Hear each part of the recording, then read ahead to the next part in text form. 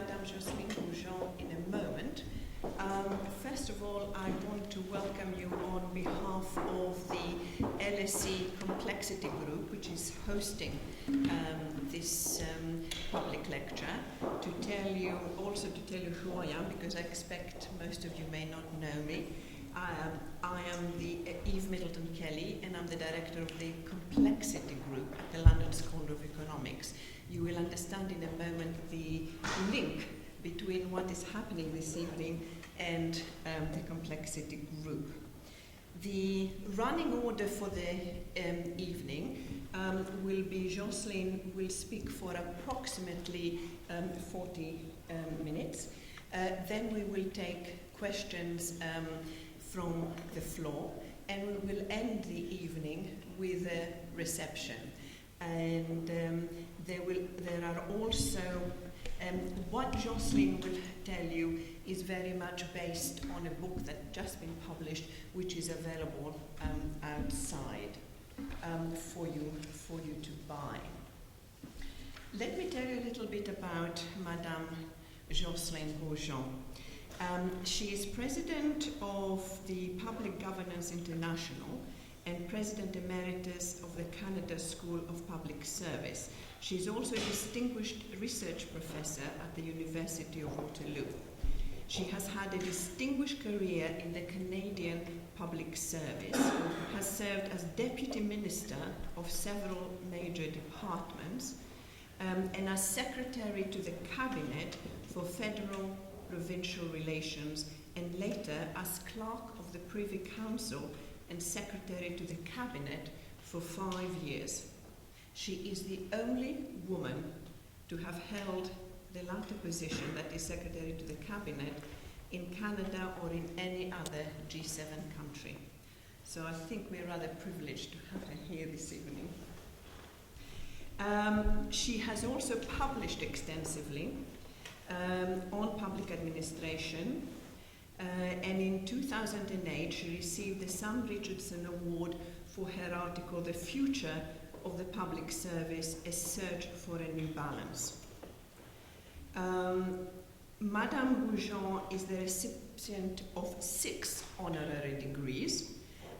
She was summoned to the Queen's Privy Council for Canada in 1998, and she has been a member of the Order of Canada since 2001.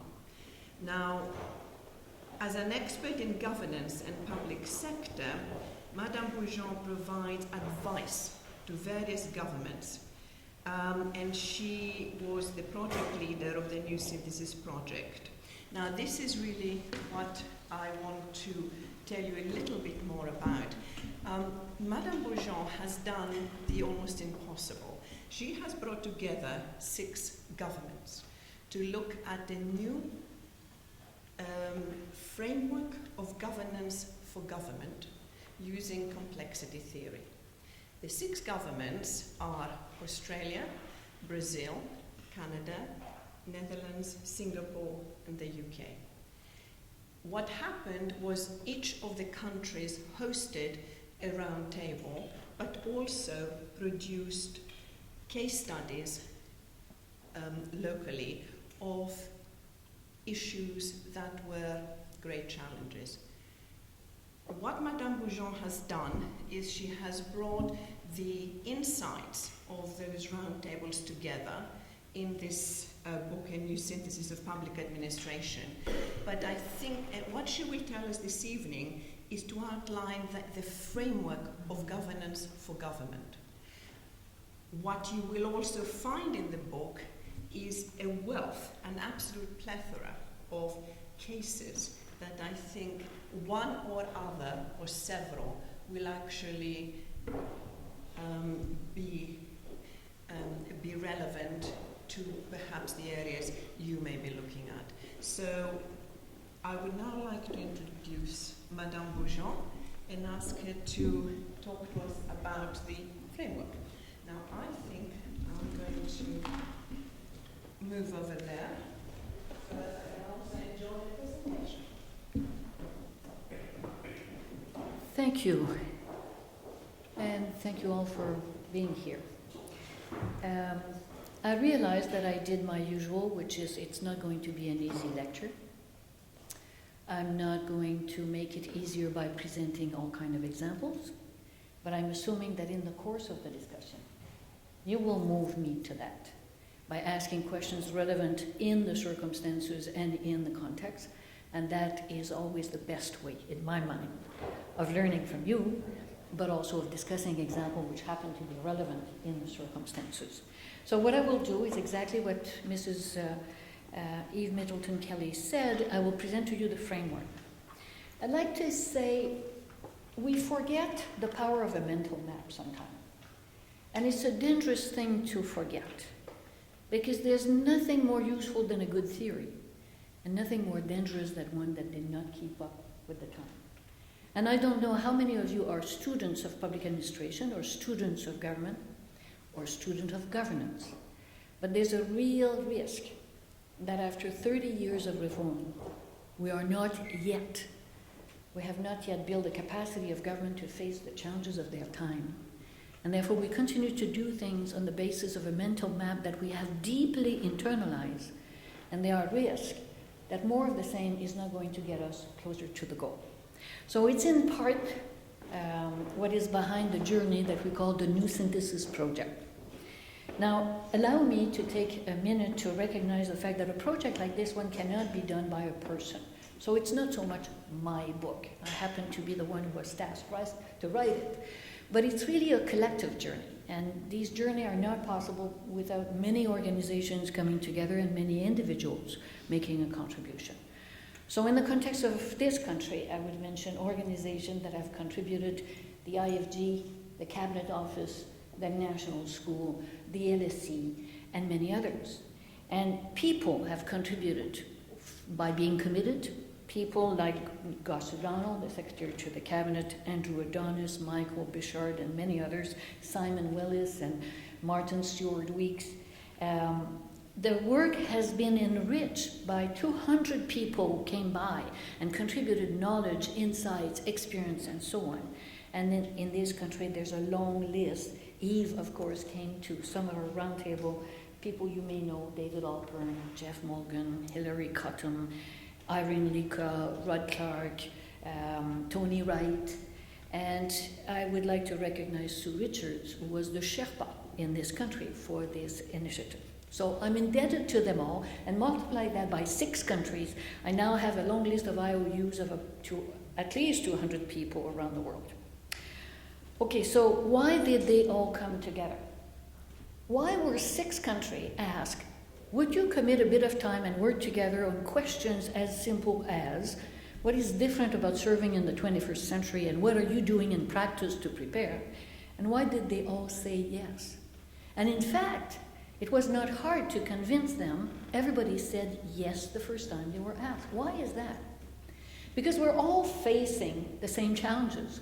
Because practitioners are all working at the edge of what is known, and we're all facing challenges for which we feel ill-equipped.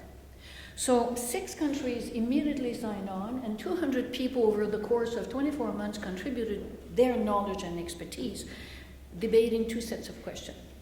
What is different, if anything, about governing and serving in the 21st century? What are you doing in practice now in order to prepare your government for the challenges that stem from living in a post-industrial era?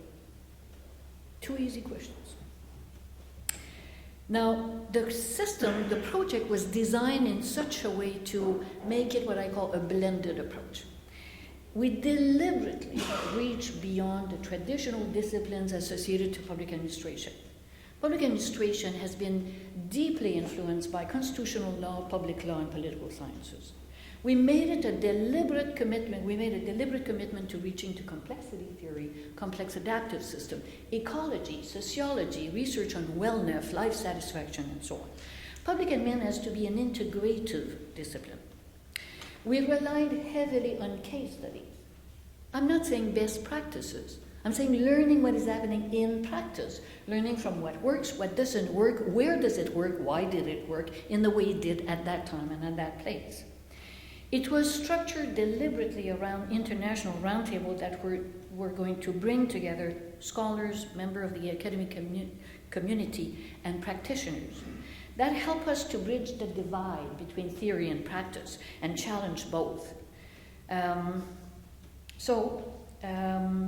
We, after 2 years of work, we had such a wealth of testimony, case studies, material, and so on, that the decision to produce the book imposed itself.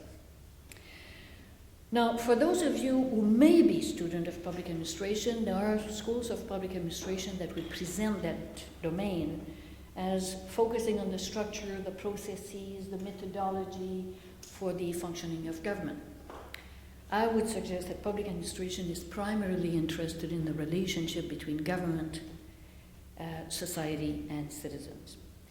And that from time to time, there are changes that reshape that relationship. And we live in such a time. That makes it a turbulent time. It is creating unprecedented risk, but also phenomenal opportunities to redefine the relationship between government, people, and society, to reposition government to what they do best, and to, in the process, to prepare society for the challenges of the 21st century. So, in spite of all the differences among the people who came together at the various roundtable, the 200 participants I talked about, in different culture, different contexts, different level of development, different languages, in spite of all of that, we all agreed on two things. And that was a surprise to me. I thought it would be something we would debate for a long, long time. And in fact, we came together very quickly on that. We agreed that there are significant differences about serving in the 21st century compared to any prior time. And we agreed that the model of public administration that we've inherited from the industrial age will not be sufficient to prepare government or society for the challenges that lay ahead.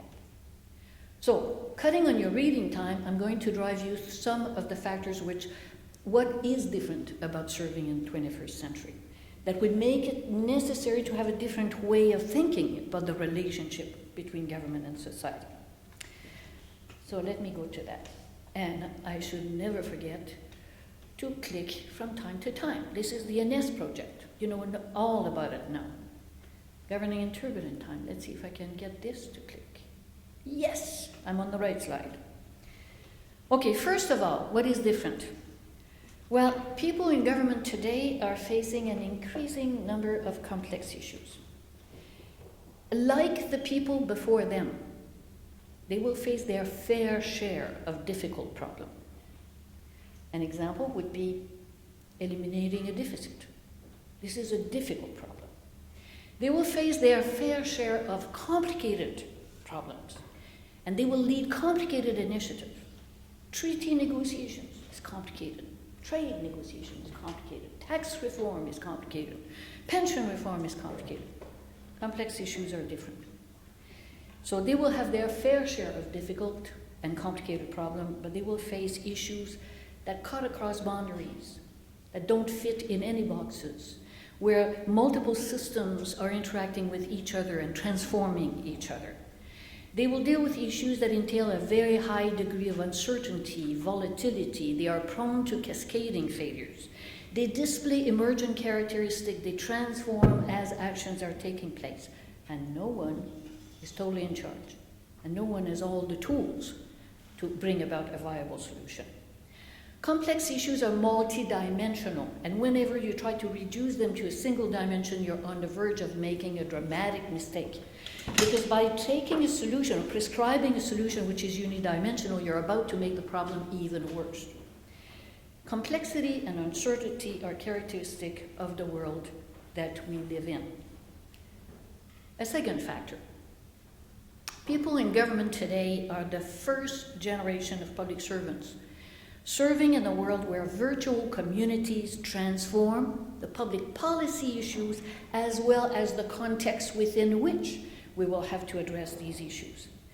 The public sector reforms that were introduced before mid-1990s predate the general use of the internet, and the reforms that have been introduced prior to 2000 predate the rise and the strong impact of social media and social networking.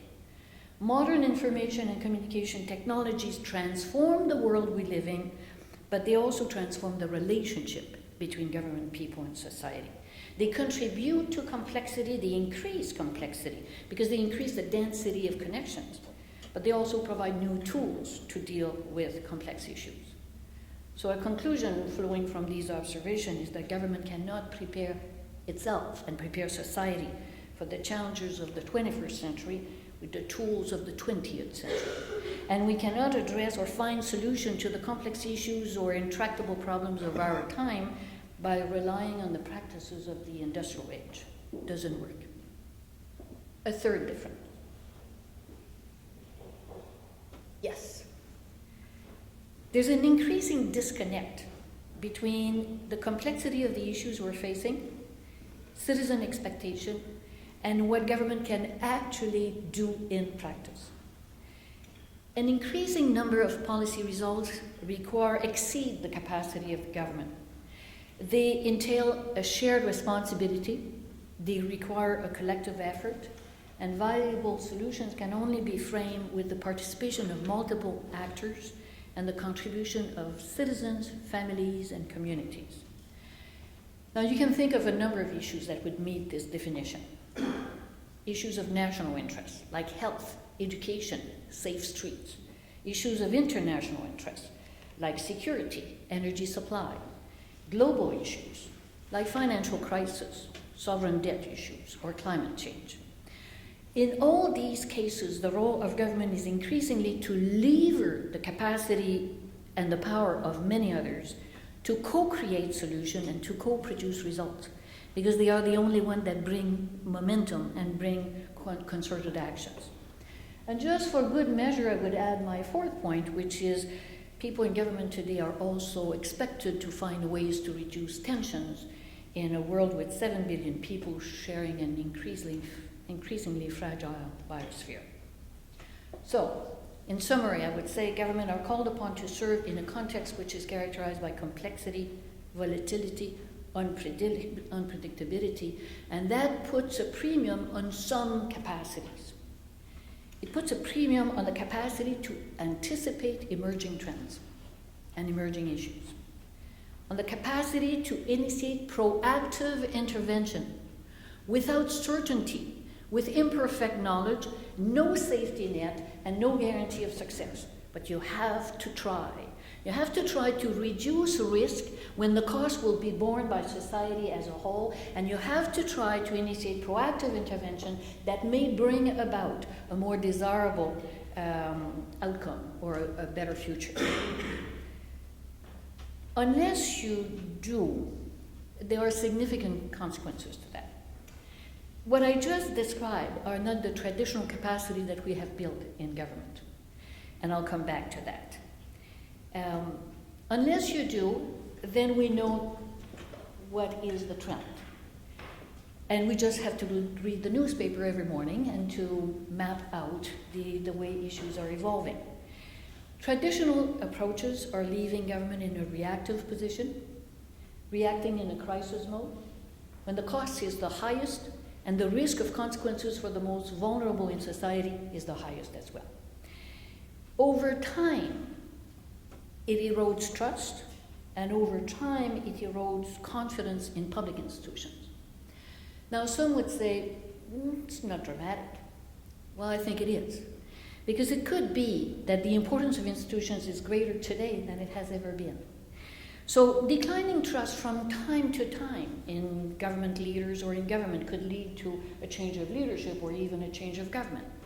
But declining confidence in the capacity of institutions to serve the collective interest, or declining trust in our own ability to carve for ourselves and build for ourselves a better future, creates instability. It leads to even more uncertainty, it leads to even more complexity, and it has a potential for chaos. So none of that should be taken for too lightly. So let me move you into the framework. So after 2 years of work, what is the new synthesis proposing? Well, the new synthesis argues that the role of public organization is to achieve results of ever-increasing public value at a lower overall cost for society, and to do it in a manner that builds the collective capacity to achieve better results over time. Now, each time I say that, I have two simultaneous reactions. The first one is to say, I'm really gifted for discovering the obvious.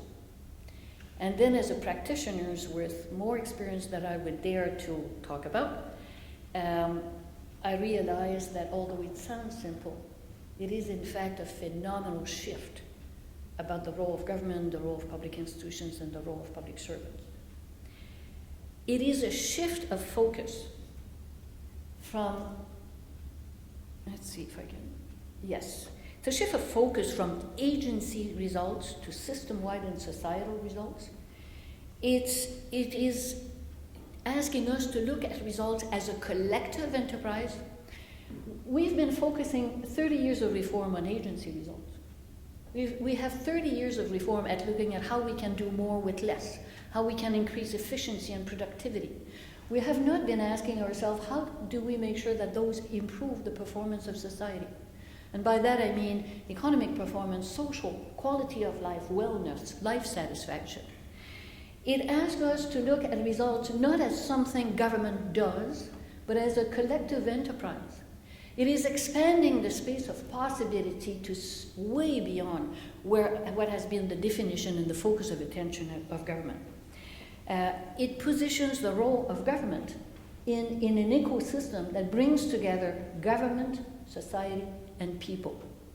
This is not your traditional mental map of public administration, which is they are elected. Once elected, their decision amount to serving the public interest, to delegated authority. We implement decisions, and every 5 years there will be a chance to course correct or to modify priorities. This is way more complex, and it is closer to an open system, which is a complex adaptive system, than a mechanical model, which is the one on which we've been working. Now put yourself in the shoes of a public administrator in there. It means that those are 4 independent vectors, by the way. This is not +1 -1 kind of game, and at the end you're just a dot in the picture. In this one you have 4 vectors, and you have to try to optimize the relationship between them to find your way forward in the context of your country, in the circumstances, in light of your mission, with the constraint of your existing resources and capacity. So you have to mediate between public policy results and civic results. Public policy results, when you're looking at the big picture, it's going to give you a sense of direction. It's going to give you a measure of the progress of society as a whole. So for a public administrator, it means, where does my agency fit in? What does it contribute to, which is system-wide?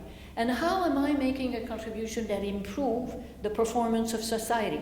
It says that a public servant serve a public purpose, which happen to take shape within the program you administer, but that is not the extent of the definition of a role of public servant.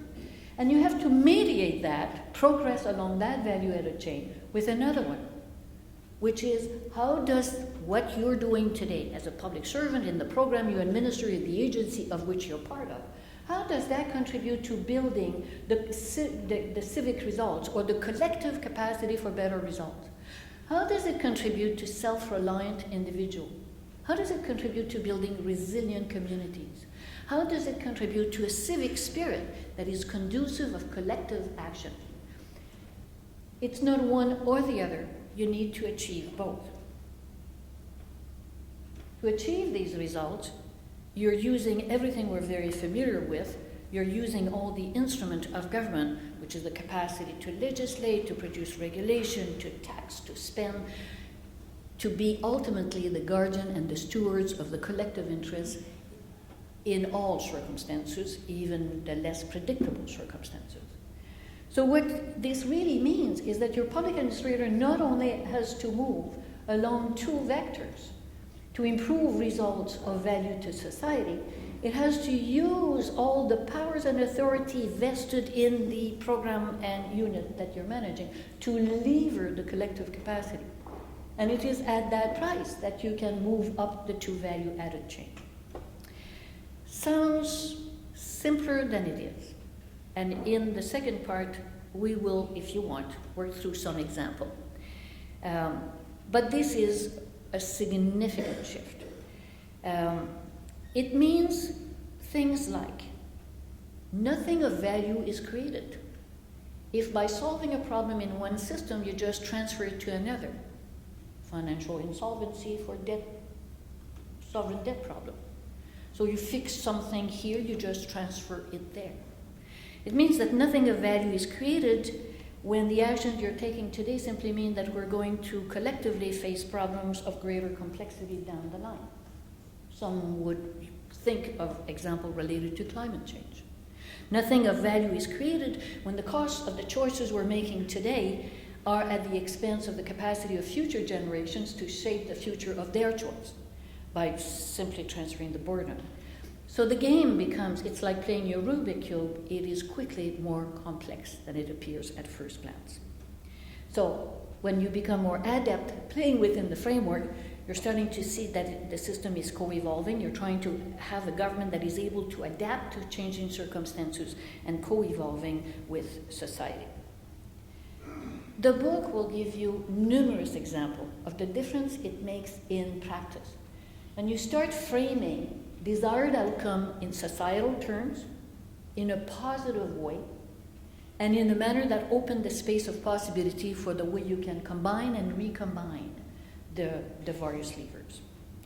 So the framework is arguing that to prepare government for the 21st century, we need an emergence function, a resilience function, a performance function, and a compliance function.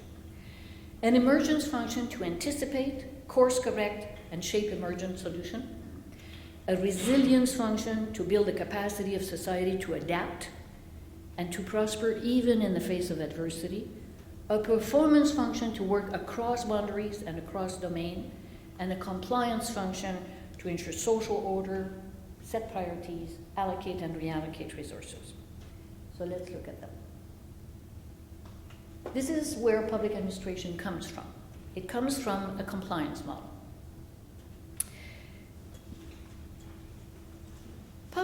Let me start by saying you don't prepare a government for the challenges of the future by misunderstanding the importance of the assets we have created and that we enjoy today.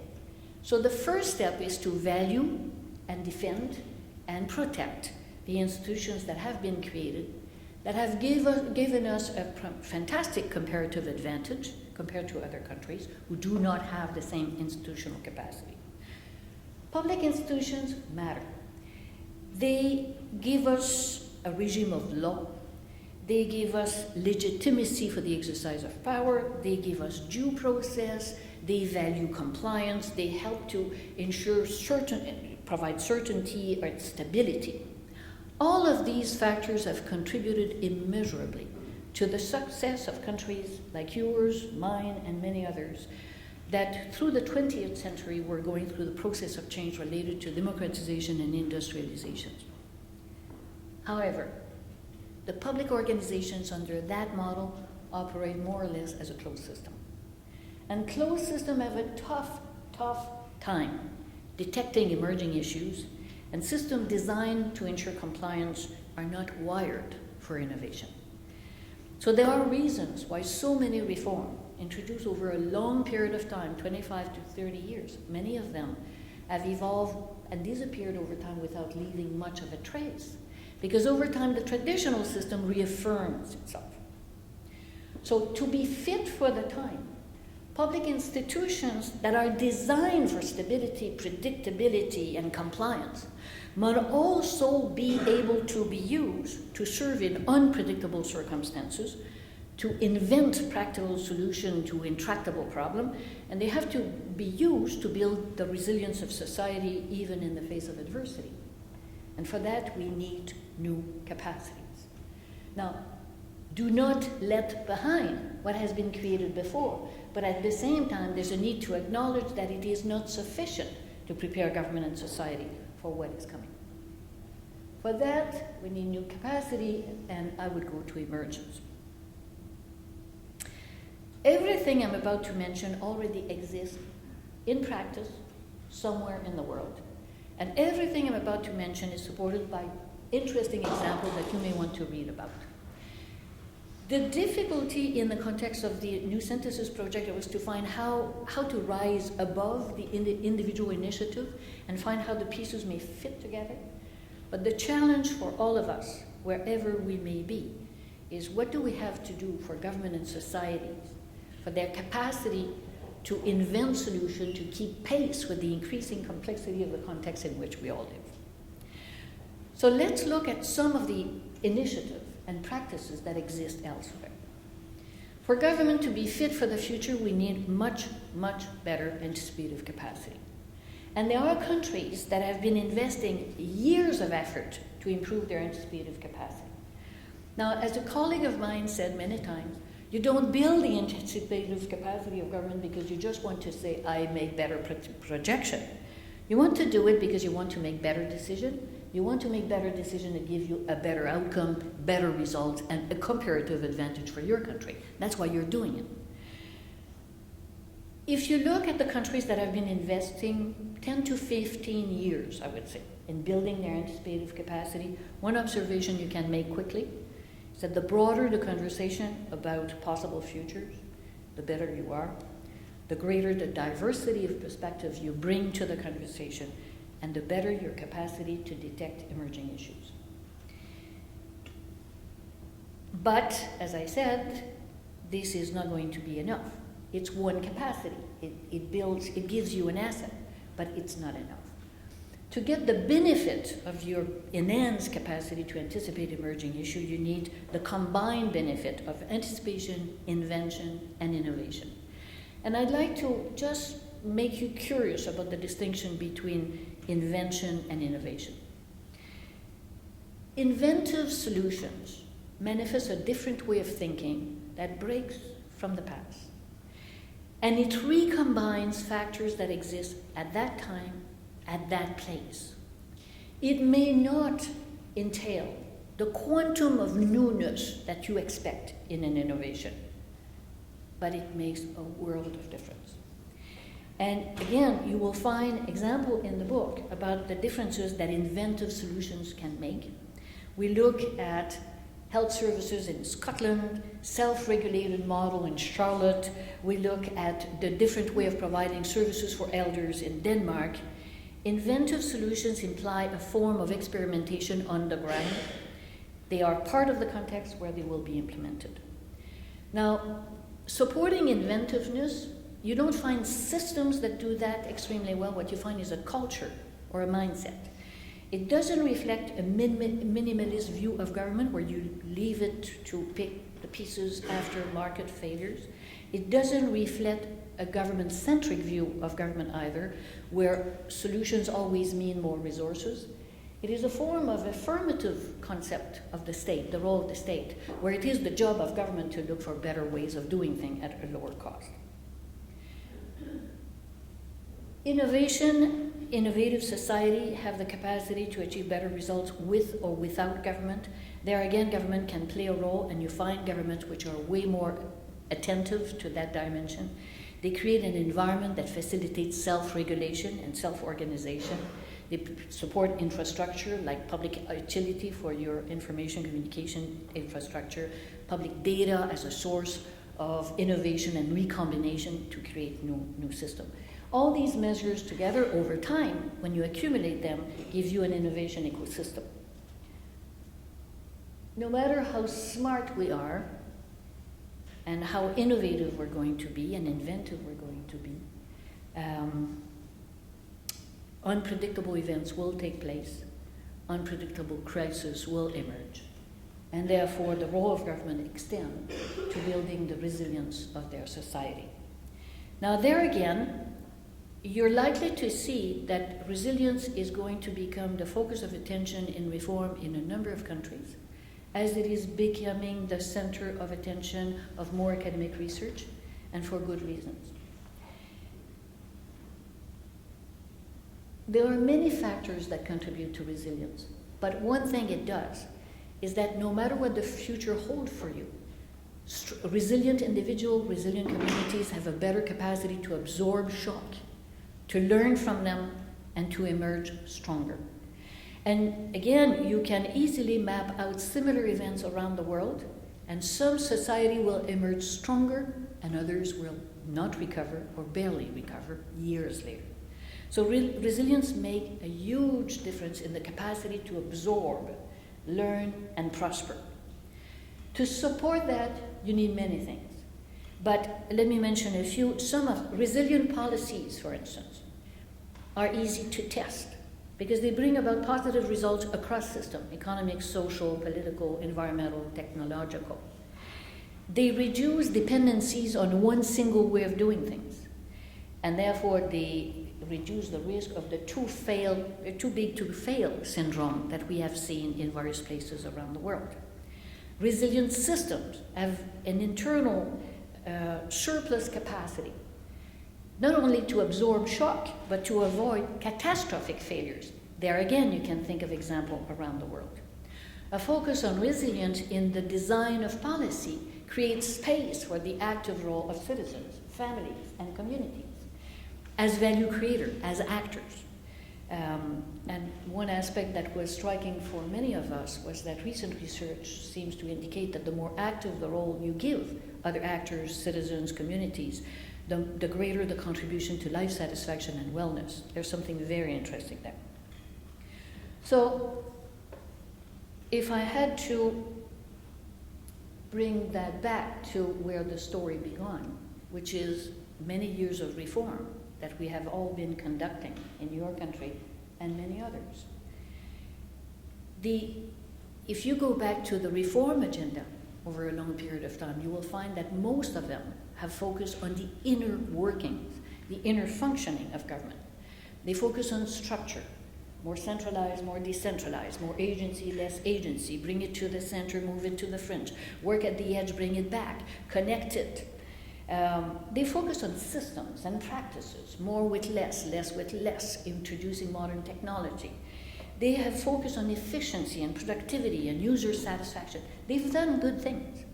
But the sum total of these reforms do not prepare government or society for the type of the changing landscape I was trying to describe for you in the first part. There's a pressing need, I would not say urgent, but pressing, to shift the focus of attention from the efficiency of the parts to the effectiveness of the whole. There is a pressing need and a good case to be made to shift the focus of analysis from agency results to societal results. Public agencies, if I go back to my performance quadrant, they were built and they were designed for the mass production of standardized public services. And they do this well. They've been designed to ensure predictability and stability in the way these services are provided. But if they are going to rise to the challenges of the type of challenges I was talking about, they also need to become cooperation platform, co-creation platform, and co-production platform. So a word on each, and then I stop. Working across boundaries is a characteristic of public administration in the 21st century. The hierarchical model that is familiar to all of us may be the way departments are organized, and for good reasons. But distributed network is the way we get the job done. And that's not about to change. This is not about to disappear. And we have years of admonition for the need for whole of government approaches. We have years of admonition for the need for innovation.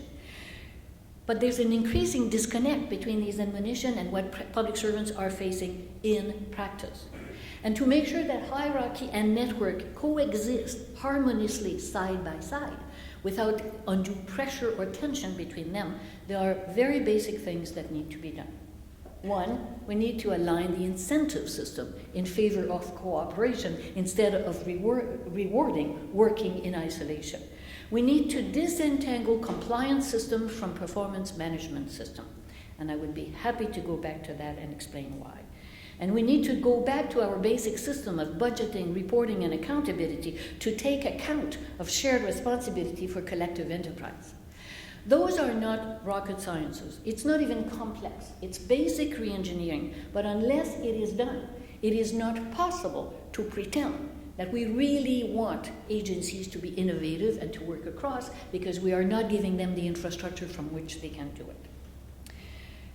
If there was a point on which there was a high degree of consensus among the 6 countries and participating in the project, was the disturbing disconnect between what we say and what we have been actually doing in practice in support of hierarchy and network working together. Co-creation. In the traditional approach, we have a tendency to look at a policy as a decision. And decisions are made as if government was in control of the issue and as if a decision was sufficient to bring about the results. But in reality, since an increasing number of issues are beyond the reach of government, policies are experiment in progress. Policy decision and implementation cannot be divided, they are inseparable. And a successful policy response to an issue, a complex issue in particular, depends on the capacity of government to bring together service provider, interested parties, user, beneficiaries, and so on. So public organizations need to continue to do what they do well, and on top of that, they need the capacity to work as co-creation platform, to design, to test, and to experiment various options and different ways of doing things. And there again, we have found, we're still finding, fantastic example of the difference it makes when you're co-creating solution with users and beneficiaries. What I find so interesting is that we have found example where co-creating the solution gives you much better result at a lower total cost for society. And in theory, I presume this should be of interest for any country who are facing stringent fiscal constraints. There are many ways to eliminate a deficit.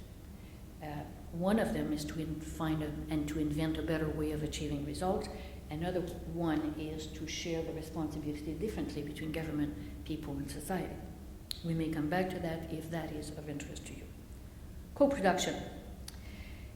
Co-production is not a new word or a new excuse for devolution, offloading, and cost-cutting.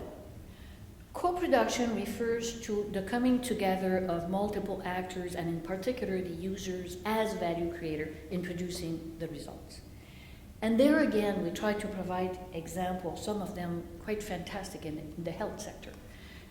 Children with complex disease and multiple diseases, elder, capacity of maintaining elder at homes, and so on.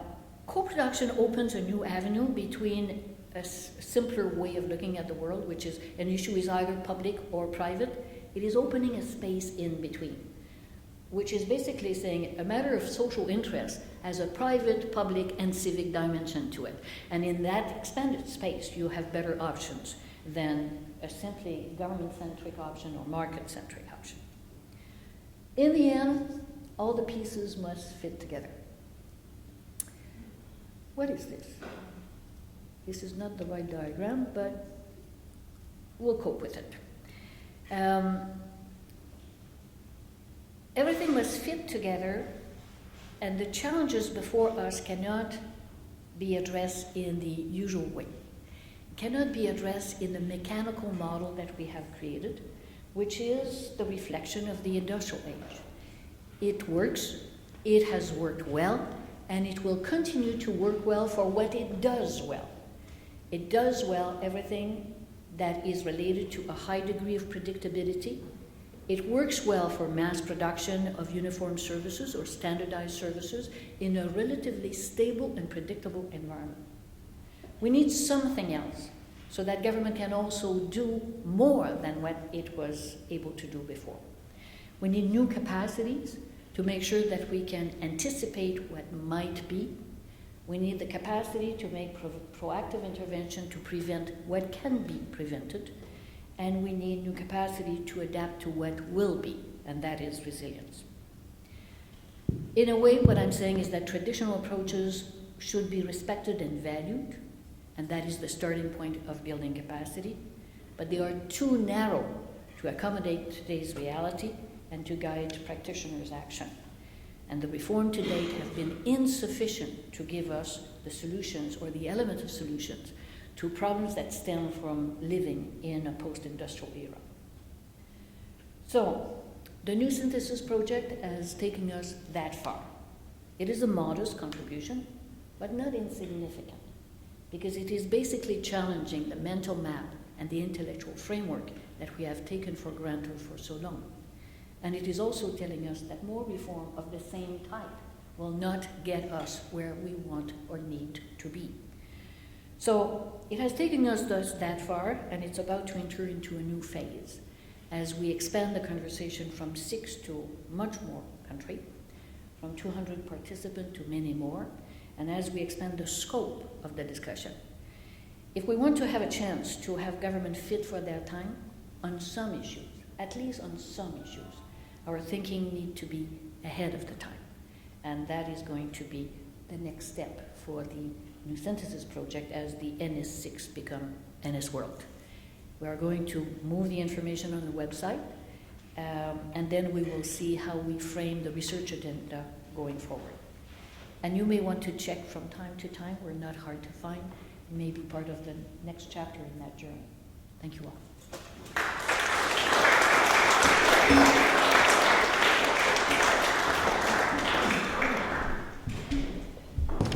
Thank you, Jocelyne. When you ask a question, please, can you also say who you are and your affiliation, where you're from? And can I request that they are questions, not long statements? You're very welcome to make a comment, but not give another lecture. So, do I have anyone dying to ask a question? Yes, I've got two here. One, yes. Hi there, I'm Tony Drew, and I do lots of different things at the moment, so I'm sort of portfolio worker. From what you were saying, there seems to be some parallels between the societal changes in the Enlightenment. Do you think we're entering a similar stage of the progression of humankind, if I might put it like that? Well, we'll find out, won't we? The period of time in which we are is going to be what we have the ability, ingenuity to shape. I think what this is saying is that do not assume that the linear projection of what we've been doing is going to support us, number one. Do not assume that the element of the circumstances in which we are the extension of what we have been experiencing before.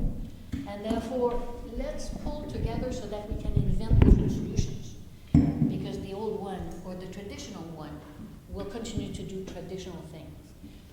Will we be enlightened? I don't know. I really hope that we build a capacity of society and government in a way that keep pace with the increasing complexity of what we're facing, and it's not obvious right now. Are we keeping pace? No.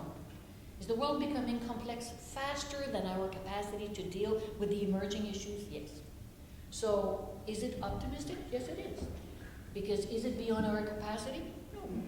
But are we keeping pace right now? I would not say yes. This is an oblique way of dealing with your question. There are real risks. You see, government did not anticipate the impact of communication technologies in the way they are transforming society. They were not ready for the impact of mass media and social media. They were not ready for biologically modified agricultural products. They were not ready. I mean, there are so many elements on which we were not quite ahead of the thinking so that the proper environment, regulatory regime, and so on could be thought through. So, yes, we can continue to be just in time behind the facts. Or we can say, okay, what are the capacities that I need to build that give me an edge? And we may or may not use the edge, but let's build it. And this is saying we can build it. So in that sense, very optimistic. Thank you. Gentlemen, but please speak into the microphone. I'm K. Mahesh. I'm an LLM student, but a civil servant from India. And you have selected those 6 countries. You missed out India as part of the BRICS framework. Well, but anyway, you talked about the challenges of the 21st century. You listed them. I found corruption was not present in one of the challenges. Why is it so? And B, is this framework applicable to the developing countries as well, where there is corruption, where there is ethnic strife, there is lack of secular governance? Yeah. Can that model work in this context? Thank you. Two good questions. Yeah. The framework does not go from issues to describing how the environment is changing for governing. So it doesn't talk about the rise of China and the rise of India and the threat for security and the transition from energy to other form of, it's not a matrix of issue analysis. I mean, there are all kinds of analysis that do that. What are the drivers of change in the world? And it did not look at it that way. So in that sense, it doesn't talk about corruption in the sense that you just mentioned. Is the framework relevant to developing countries? My guess was initially not really, but I'm rethinking now. And I'm going to mention two things. It was used by a conference of the Commonwealth Secretariat, which are developing countries by and large. And my great surprise was the agility within which people were playing from compliance to resilience. Immediately. Because they have strong communities, because they have a strong culture, sometimes too much strong relationship at the family level or expanded family level and so on.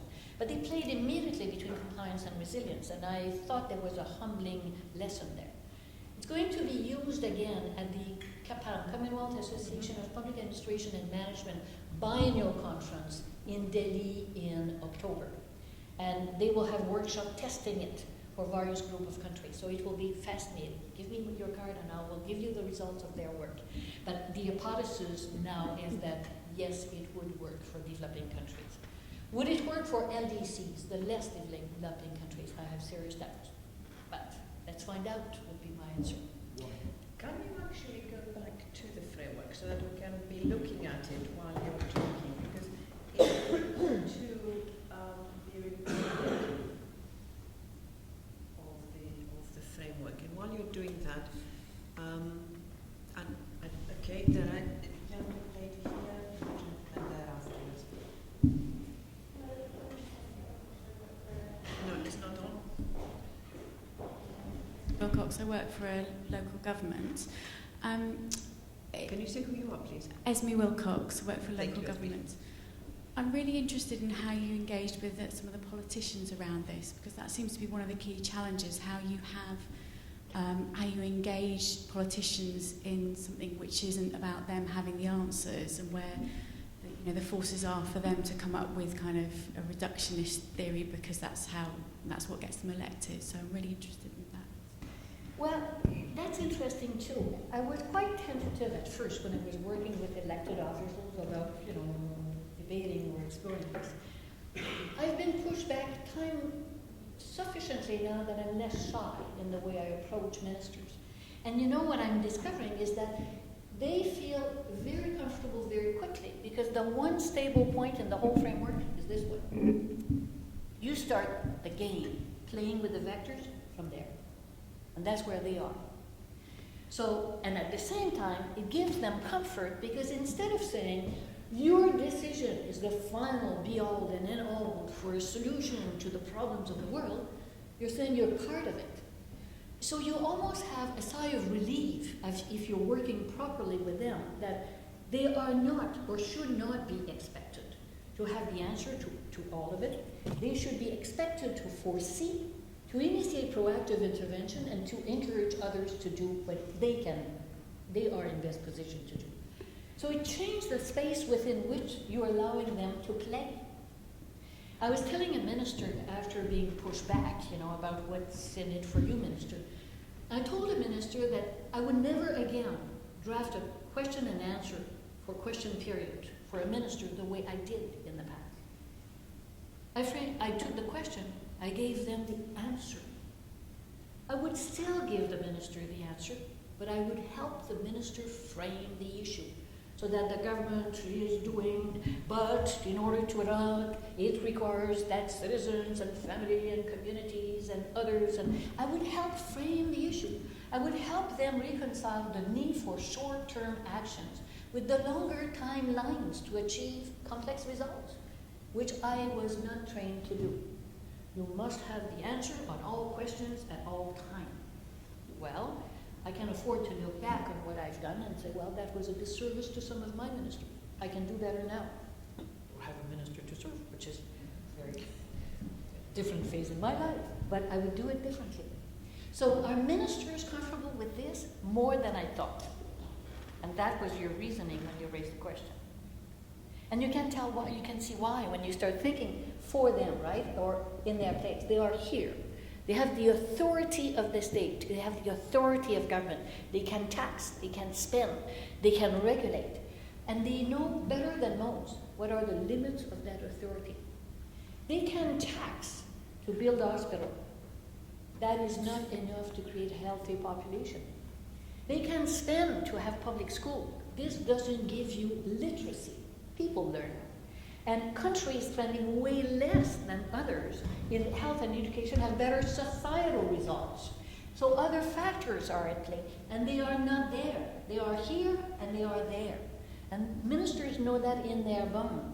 They know the limit, the power of what they have and the limit of what they have. And when they start exposing that, say, ministers, it is a shared responsibility, it's a collective effort. You can just see what it does to the issues they're dealing with. We give them more, what this does is give more space to find solutions or to explore solutions. But it does one Am I more making thing. sense? Yes. Can you follow me? I think it's important to actually think about this framework in as what it helps us to think through how to co-create an enabling environment. And I think this is the key, because to address any kind of complex challenge, we cannot address it in one dimension. Correct. It cannot be just finance, or just restructuring, or just culture. There are multiple issues that have to be addressed at the same time. Why? Because they are multiple causalities which create and recreate a complex issue. And they influence each other and keep changing it. Now the point is, how can we think about co-creating an enabling environment using that framework? And I was wondering if perhaps this may be the time to give us at least one example that may illustrate it, and then I'll take the other questions. I'll give you one example quickly, and if time permit, another one. The first example is in the book. I'm going to take a case which is law and order, because normally there's somebody who's saying, well, that's interesting, which is a nice way to start a question.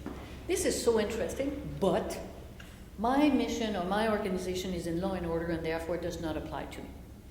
So I'd like to take the case of Singapore, the people managing the prison network in Singapore. They manage jail. They are agency. They manage a network of agencies. And as agencies, they have fantastic results. As the gentleman in charge of the jail system said, nobody has ever escaped. They are not getting injured in jail. They are safe. We protect them. And we have good ratio for the use of resources to the number of people in jail. So from an agency perspective, I, the manager, I'm doing a great job. I should get a bonus, by the way, and performance pay and whatever comes with that. However, once an inmate, always an offender, and you will have no second chance in society. And therefore, he took what was an agency result, if I can go back eventually. He took what was an agency result and framed it as a societal desired result. And he said, we should be contributing to the successful reintegration of inmates. Makes sense. Why? Because it means that you're not going to waste all this human capital. It means that they will be productive in society. It means you lower your costs, you improve your results. So this is really framing from the perspective of an agency, where do I fit in and what can I contribute to society? So the successful reintegration of inmates. As soon as you do that, as soon as you move outside of the walls of your agency, you're now framing it with the complexity, the multiple dimension of the issue. And you're going to say immediately, well, I cannot do it from where I am. True enough. So then you have to ask who else can contribute to this.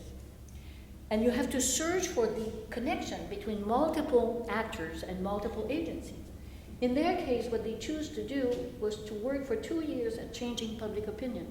Because unless public opinion is prepared to give a second chance, everything else is going to fail. So they went from desired societal result to civic results, which is changing public opinion. After 2 years, they made progress.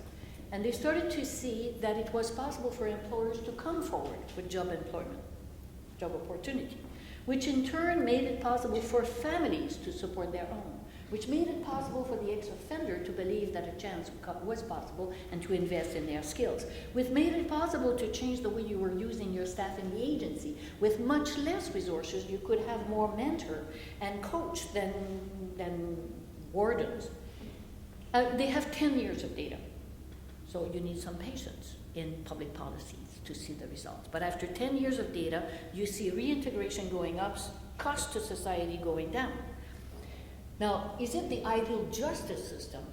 Nobody is saying that. Have they set a journey for themselves where they can map out if they are achieving progress? Yes. Do you have evidence that they are getting closer to the desired outcome? Yes. Is it the end of the journey? Well, it never ends.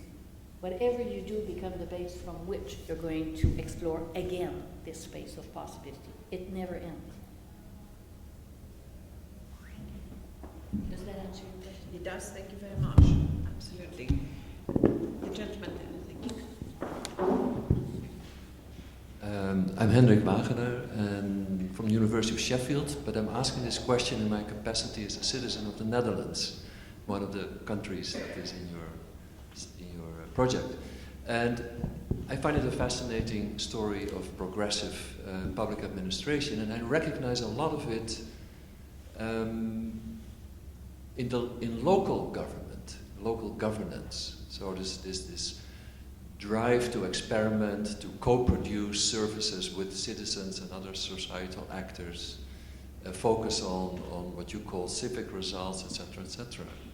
I don't recognize this at all at the national level. In fact, there I see a regressive movement where an elite retrenches within their offices, tries to develop policy making in a very authoritarian style, in a data-free environment, ideologizing most issues, etc., etc. So I would like you to comment on this disconnect, and I don't think it's just the Netherlands here, between the local government and national governments, and what it means for your model. Most of the issues we were talking about were national. In fact, one of the weaknesses is that we did not have a lot of local example, and we have even fewer true global example. So the material that came forward was national issues, by and large. So that's the substance from which we extracted that. Keep in mind that this is looking from academic research to what is happening in practice in bite size. So in every country, you're going to find diamonds or diamonds in the rough of something which is inspirational, that has a lot of potential and so on. And when you blend the two and you say, if I had to synthesize what is coming from research and what is appearing here and there in practice, how would it all fit together? It gives you a framework. It doesn't mean that you're going to find a country that mapped this out, right? So you're going to work on anticipative capacity. And you will find that in the UK there has been interesting example to create a foresight capacity. But you're going to find that Singapore has been creating systems which are probably among the best in the world. And you're going to find that Finland has created a committee of the future that brings parliamentarians looking 25 years out. Does it mean that any one of these three countries do everything described as capacity in the framework? Of course not. So this is not based on some countries are exemplary and others are not. It is of the sum of our ingenuity, of the sum of what we know and what is happening, so we know it can be done. If we had to integrate a different mental map and the one from which we've been working, what would it look like? And then it's for every country in their circumstances to decide what they do. I know of countries not too far from me that can read the case from Singapore on jail and say, it doesn't matter to me. I want them to stay in jail for as long as possible, and if they have no future, it's okay. So it's a choice. This is not telling you what is the right choice or the wrong choice. It helps to reveal the consequences of our choices. You see, it's a lens, it's a mental map. But what is interesting is the power of a different mental map combined with different ways of doing things in terms of the range of options you suddenly have. And connectivity between all these four spaces that I've not explored today and will explore so is a major, major factor. Major factor. Those are not four isolated spaces. They all play together.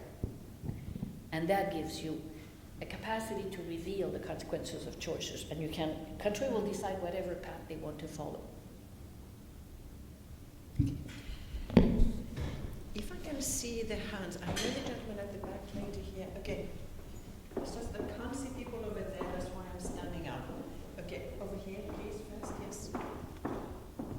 Thank you. My name's Eileen Conn, and I'm speaking partly as a former public policy official in the Treasury in the UK, and also as an active community citizen. And I've been working for some time from complexity theory and complex adaptive systems to think about the relationship between what I call the organizational dynamics of the citizenry and the relationship to the kinds of systems that you're talking about here. So the question that's going through my mind is, and I resonate with it, and I think that where I'm working is in the bottom right-hand corner, and the dynamics in the citizenry and how it relates to all of that. But the question that's going through my mind is that a mental model for the public policy official? Does it include and incorporate the area that I'm working in, which is actually not those authority systems, but the systems, the dynamic human, quite different dynamics of the citizenry and how they interact. So that's really, and I mean, it doesn't matter what the answer is, I'm just interested in what your thought is. And I'd very much like to have some way of linking the model, the different mental model that I've been designing for the relationship between the citizenry and all this, interrelated into yours. So I'm very glad that there's some kind of way you're now expanding your activity. I would be curious now to hear about the work you're doing and the research you're doing. A friend of ours, and I was looking at Sue Richards, a lady from Brazil, when we were working on this, told us one day at one of the round table, this is the only public admin framework we have that brings the citizens in. I mean, the model we've been working from, right, what we call the classic public administration model, is people are voters, taxpayers, users, or beneficiaries. They are not actors, they are not value creators, they are not contributors, and they should not disrupt the well-organized machinery of public agencies. This is very, very stark, right? So the models start from, the classical models start from once upon a time they have the right to vote. Once they have exercised that right, those they have elected make decisions. These decisions amount to serving the public interest. These decisions are implemented with minimal variation in a predictable way in a stable environment. And what this is saying is that doesn't compute with the world in which we are. Citizens want to have a say, and they have ways to make sure that they have a say. They want to have voice, choice, actions, decisions, participation, contribution. And therefore, any concept of public administration that doesn't bring people in is behind by at least or behind by a long time. So what this is trying to do is to bring people as actors, as political beings, I would say, people with society and government. After all, government are public institutions we've created to look after the collective interests. So I'd be curious to know what you're doing, but it is clearly trying to bring people in many, many, many ways. I think we will have plenty of time during the reception. So Eileen, I hope that you join us for a glass of wine, and then you can have a long chat with Jocelyne. The gentleman at the back. Yes. Yes, thank you. Mine is related to the gentleman from Sheffield. That Can was you the say last. who you are, please, and Oh, where you're I'm from? shooting for the social researcher from the west of London. My question is the curiosity of how, in the question of compliance, and its relation to the Western OECD countries, who seem reluctant to opt out of the 20th century post-industrial mindset with reference to compliance, particularly at international level rather than the local level. For example, things like the climate change at Copenhagen, the conference, and with reference to the euro.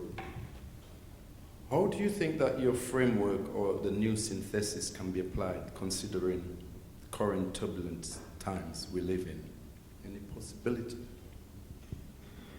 There's two aspects that I'd like to separate in a way.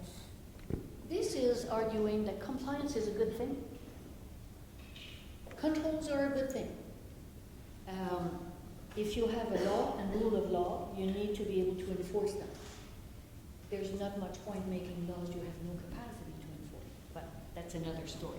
So this is not saying compliance is a bad thing. It is saying it's a good thing, but be careful that you do not use the regulatory power to propose things you have no capacity to enforce and no capacity no capacity to ensure compliance, because it erodes the credibility of what you're doing. So it is arguing that there's a place for compliance, there's a place for control mechanism, there's a place for overseeing the implementation. This compliance approach doesn't work too well for truly complex issues, because no one has the power or the authority to make it happen. Global climate change is a good example. There is no one, no global forum, no international forum, be it the OECD or any country, that can say, I decide to make a law that I will enforce and this is it. You're not in the world of compliance.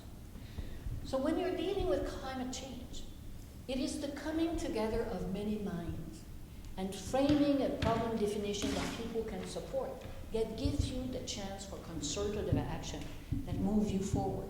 It's a different space. You're much more in the emergent space that I was talking about. Yes, you need some institutional capacity behind, and yes, the UN resolution matter, and the OECD statement matter, but we should not assume that this is equivalent to compliance. It is more policy intent, it is moral suasion, it is policy direction, but you're really trying to find a space where people can come together with a common problem definition that gives them a chance of acting in a concerted way. So it is not a law and order model that you're talking about. You're really talking about a different process. It's multidimensional. It is all sectors are connected. The economy, the social, the environmental, the technological play on one another. You're really dealing with a different space. You're not in law and order. And that's the issue, right? I mean, we have international meeting, we write a document, we seem to think or pretend that we've now made a law that we can enforce. Well, when you have authority, it's very important to understand the limit of your authority. It's a source of wisdom. You wish to come back? Right. Oh, it's really very stimulating what you said. Now, this model you talked about, say, within a country and the international public policy, will there be differences? If it's an issue of international public policy. Good question. Yeah. As I said, we did not work with enough material which were truly global issues. One of the discussions we're going to have is with the Martin School and others, where they would like to test the framework. I'll come back to the difference between model and framework on global and international issues. As I said, the work is 24 months of work. It is what it is. So not enough tests at the true local level, not enough tests on truly complex international issues. My hypothesis now is that it would work, but we need to do it properly. Okay, model and framework. This is not a model. A model gives you an answer. Okay, so the classic model of public administration gives you a definition which is finite, gives you a box, you're in it. Okay? The new public management was an extension of the classical model. This is a framework. You have no answer. You have to work out the answers for yourself in the context of your country, depending on the issue you're trying to resolve, the results you want to achieve with the capacity you have. And the way you will go about it will be vastly different if you're a developing country, an emerging economy, or depending on the culture in the country. It doesn't give you a fixed answer. It says, I'm trying to move up to value chain, better results, greater collective capacity for better results over time. I have the authority I have. Who else can contribute to that? How do I bring all of that together? It gives you a space to explore. It doesn't give you the comfort of an answer. This is tough. It's demanding. Yes. Thank you. My name is Sarah Walcott from the Institute of Development Studies at Sussex. That was really, really quite illuminating, and I'm particularly impressed that you managed to combine some of the work from Panarchy into this framework here. That's quite a theoretical. Well done. I'm actually wondering two questions. We're hoping to be embarking on a similar journey, although it's not. It's very much in flux at the moment. And we're hoping to be doing so primarily within the context of emerging markets. And in that context, the way in which systems are very much emerging is one in which they're not fighting as much against an old model. So it's not old model versus new model, let's create new model. It's a less of an issue. Much more of an issue is we have lots of different actors coming together, particularly the private sector, and you're getting these sort of networks at both local, meso, and meta level. And how would you imagine these frameworks sort of working with private sector and citizen and public sector domains, where it's not as clear cut which one's which, right? Mm-hmm. And I mean, I know you're quite aware of how much these things overlap anyway. But so where do you sort of see those other sectors of society playing a role in a framework like this? Mm-hmm.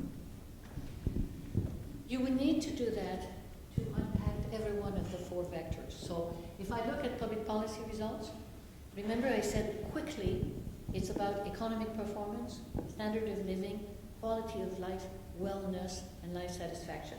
Okay, so flip that fan. And then I said, well, this framework is trying to bring government, people, and society. Society, again, I went very quickly on that. I said, well, this is a matter of collective interest. Normally include a public dimension, a private dimension, a civic dimension, and many others. So if you take this vector and expand it, then you will look at what do I do through the market, what do I do through civic society, how does it all interplay, right? There's a limit to how much you can do in a setting like this one or by using four vectors. But you're right, all of that is behind every one of your vectors. Okay, each one is multidimensional, that's basically what I'm saying. But then everybody would get lost. I mean, it was complicated enough as it is.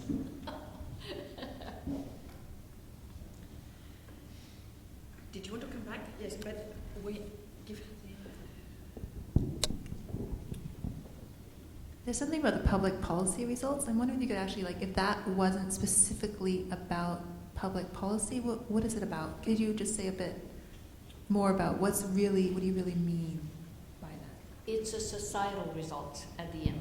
Okay, so if you start from, I'm in government somewhere, I'm part of an agency. An agency serves more than the program and services that they administer. They serve a public purpose. So where do you fit in? Where does that program, this service and agency fit in? What are you contributing to that is broader than you, is the question you would ask a public servant managing a program. So I'm a nurse and I manage a program for the inoculation of children to reduce child mortality. So my public purpose is more than to give inoculation to children. I'm part of the effort of many in society to reduce child mortality. Well, who else is contributing to that? People themselves, their family, schools, doctors, the quality of water, depending on where you are in the world, access to food, and so on. So it gives you, remember I said this is the most stable of all the vectors, and then everything is moving. So what is this part of that is bigger than the program, the service, and the agency? What is the system-wide? I just gave an example of system-wide. How does that contribute to societal results? And societal results are multidimensional. It cannot be reduced to GDP or GDP per capita. In that sense, very compatible with the work done by the OECD. We're saying if you want to get a scorecard of the performance of your country, you need a basket of indicators, and you need at least 4 baskets. In that sense, the work we've done is quite compatible with that. And that's what I mean. If you want to unpack each one, then you have multiple dimensions behind each one. Goodness. Right.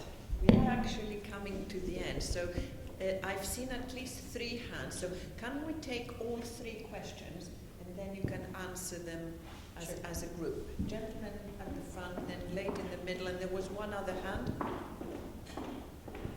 And the gentleman at the back. Hi, I'm Tim Hughes from Involve. I'm interested in if I were a public manager, what advice would you give me in terms of how to, and if I were, I guess, sold on the need for this, what advice would you give me in terms of building capacity within my organisation to act within this world? Because it seems that if you look at the framework in terms of within an organisation, we've tended to work through the compliance and performance side of that. Yes. So what do we need to do on the other side of that framework within organisations to make them kind of ready? Okay. Lady in the middle, yes.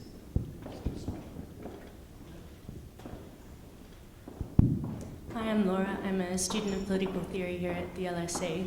I'm just interested in this dynamic of resilience, and if you could give us an example of successful government policies or technologies that have stimulated this capacity for resilience in the citizenry.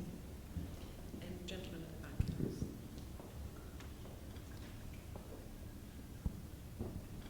Hello, I'm Vikas Chandra. I'm a research officer with the Complexity Group here at LSE.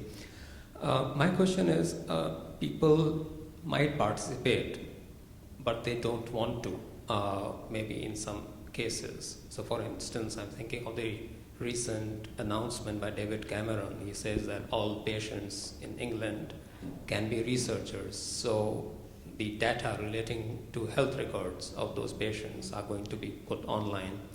So how does your framework help us understand that situation? To Tim. If I was in government today and I was asking myself, where do I start? And let's assume that I'm a junior manager, just to make me feel better, and I have a small unit. I would start by giving myself the freedom of mapping out what exists. I think there's great wisdom in walking in their footsteps. So whether I provide a service, which is my example with nurses or running a school and so on, what does it look like from the user and beneficiary perspective? And let's map it out so that I see in fine detail what is it they're really going through. I would walk in their shoes. I would sit in their chair. I would go through the process, and I would be horrified. And then I would do it for what does it look like for the people around them. Sometimes it's a family, sometimes it's their peers, sometimes it's their communities. And then I would be amazed at what we've created and the impossibility of it all. And once I've done that, then I would have reason to be humble. And I would say, I don't think I could do worse by working with them to co-create a better solution and to co-produce with them a better results than this. And you know what? I know I can do it at a lower cost than what it is today. And I don't think any country is rich enough right now, or has ever been, to do what citizens and other actors are best positioned to do themselves. So I would start there by giving me permission to not take anything for granted and to map it out. And I think that would be the starting point of my journey today. It was not so long ago. The first thing I always did when I go somewhere is give me all my laws. I want to know what is the extent of the authority I have. And if it's not there, it doesn't exist. I would start differently. Okay, so that's one. About mapping out or simulating the resilience, somebody asked. Yes. I'm not aware that there is such a thing. The closest I found was New Zealand, who has done some work many years ago for a long period of time on building community resilience. I would not call that modeling nor simulation. There's a fantastic conference coming up that Cisco is organizing at the Oslo conference seminar on governance. Their focus is going to be on resilience, so I may discover more. But my prediction is that it's central to this. My guess is that resilience should be and may become the center of public sector reforms going forward, because it transforms so many things. And you know, when I said we're not talking tonight about the connectivity, about the core, well, when you start playing with co-creation, it builds resilience. Co-production, it builds resilience. Working as cooperative platform, it builds resilience. Everything that engage individual families and communities contribute to resilience. And remember when I said, I'm amazed to find that the more you do of that, which you think is demanding and difficult for people, the more you have, the better data you get for life satisfaction and wellness. Well, do you prefer to be, no, okay, I won't say that. Okay, now the gentleman about participation and people don't want to do these things. I'm with them. I'm with them. We have to be decoding or unpacking citizens' participation, consultation, engagement, and so I'm not talking about that. I've never used that word. I don't think I did. I talked about shared responsibility for public results. I talked about co-creation, co-production. Now, I think we've made significant mistakes in the way we've approached citizen engagement.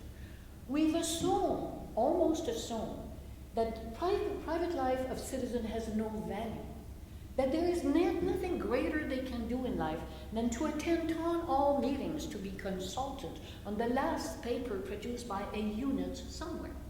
So I think there's confusion about the value of citizens' contribution to society and the value of their participation in being consulted on the latest ideas of somebody. I think they want the elected officials to do their job, and they want public agencies to be able to achieve results and to do things on their own. We're talking about something different. I think we've abused of the language of consultation and concertation and citizen engagement. I think there's a myth that people want to be consulted on everything. I think people want to know that their voice would be heard if they wanted to be heard on question of interest to them. And I think modern technology is giving us the means to give them these ramps and this capacity to be heard on matters of interest to them. I don't think they want government to second guess what matters of interest to them.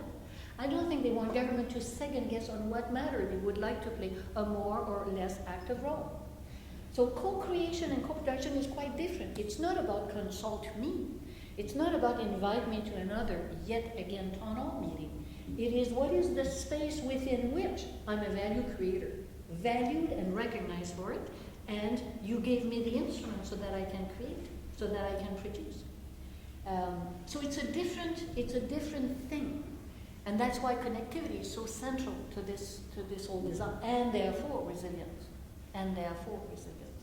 So I'm not assuming, if this is what was said, I agree with them, I'm not assuming that participation is always better. I'm not assuming that people are all dreaming every night to be participating more or being consulted more, but I do believe that people want to be heard on matters of their choice. They want to be actors. They want to be recognized for their contribution because it is huge. It is huge. The issues that matter to people exceed the capacity of government on their own. We have 30 years of reform in a government-centric focus. This is forcing us to have a governance and societal-centric focus. It gives you a different picture, and it goes back to my first answer. Now, I have invited Professor Sue Richards to just give us some reflections, because she has participated in all the roundtables. We only have about a minute, so Sue, just if you can bring the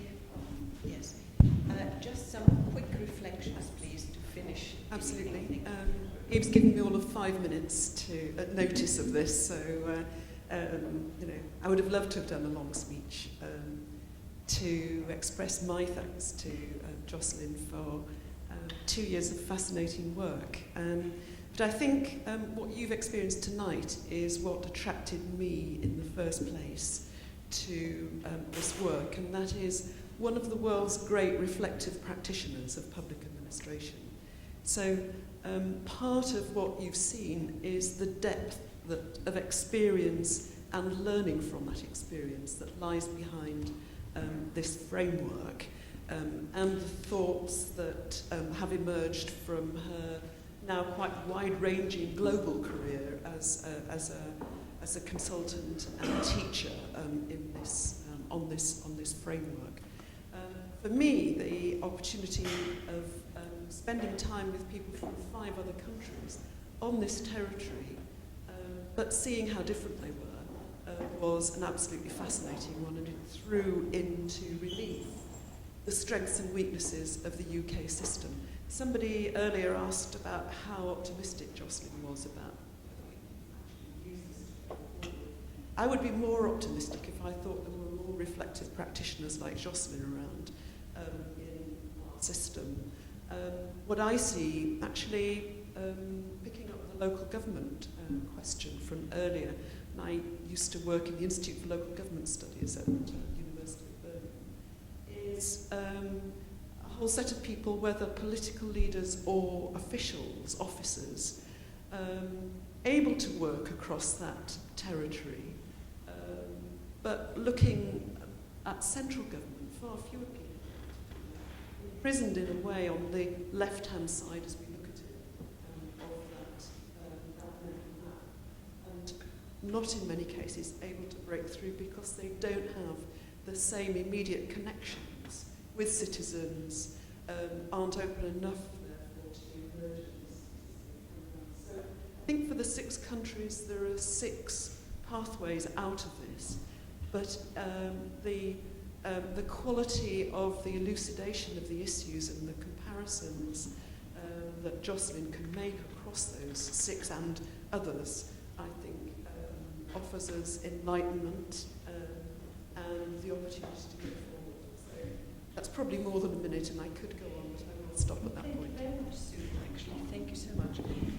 Okay, I'd like to bring the public lecture to a close, and with a couple of announcements. First of all, if the technology works, then there will be a podcast of the lecture this evening. So those of you who, those of your colleagues who may not have been here today and wish to see it, or if you want to see it again, you'll be able to do so, as I said, providing that the technology does work. Secondly, I'd like to thank all of you. Thank you for coming. Thank you for your questions. And please join us for a glass of wine and a few nibbles. It will be in the senior common room. That's on the 5th floor of the old building. There will be plenty of people who can show you where to come. There are books outside that you can buy, and Jocelyne will be more than happy to sign them for you, but at the senior common room. That's an additional incentive for you to come and join us for a glass of wine. I would also like very much to thank Cisco, because they are hosting, they are sponsoring the reception. So Cisco, thank you very much indeed. I know we have some representatives from the organization here. And of course, I have to now thank Jocelyne, because I think apart from bringing all these governments together, of in fact encouraging them to think beyond their usual ways of thinking, and then writing it all for the benefit of the rest of us. I think it has been an amazing task. And but this is the beginning of the next phase, isn't it? So please join me to thank Jocelyne.